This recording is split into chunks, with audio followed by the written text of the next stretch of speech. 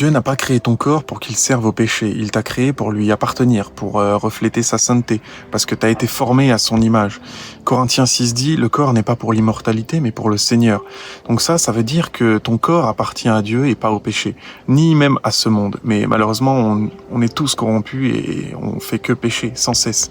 Mais ce qu'il faut retenir, c'est que ton corps n'est pas une simple enveloppe, c'est une création précieuse qui a été voulue par Dieu pour manifester sa gloire.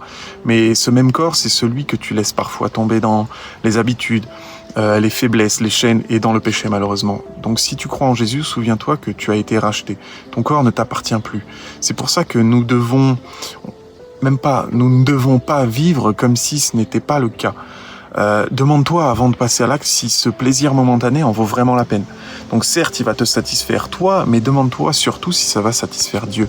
Thessaloniciens 4 dit « La volonté de Dieu, c'est votre sanctification, que vous absteniez du péché, que chacun sache garder son corps dans la sainteté et l'honneur et non dans les passions comme ceux qui ne connaissent pas Dieu. » Donc en clair, quand tu laisses ton corps être dirigé par le péché, par le vice, tu vis comme quelqu'un qui ne connaît pas Dieu. Mais toi, tu le connais ou du moins tu cherches à le connaître. Et Dieu t'a donné une conscience, une lumière et un appel à te rapprocher de la perfection.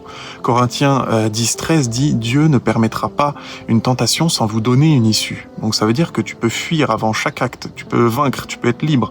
C'est une épreuve et tu dois utiliser ta conscience, ta raison et ton libre arbitre pour voir si tu fais le bien ou si tu fais le mal.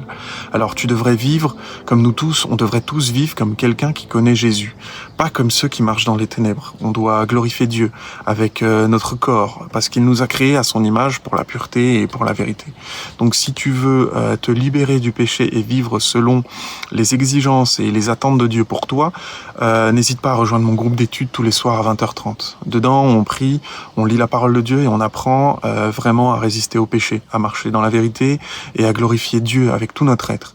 Le lien est dans la bio, écris-moi sur WhatsApp ou en privé si jamais on ne répond pas sur WhatsApp. Si ce message vraiment t'a parlé, tu peux commenter que tu veux marcher dans la lumière et n'oublie pas de le partager avec un frère ou une sœur qui traverse la même lutte que toi. On ne doit pas oublier que nous ne sommes pas seuls, on est ensemble et on a Dieu avec nous. Donc on doit se rapprocher de lui comme il l'attend.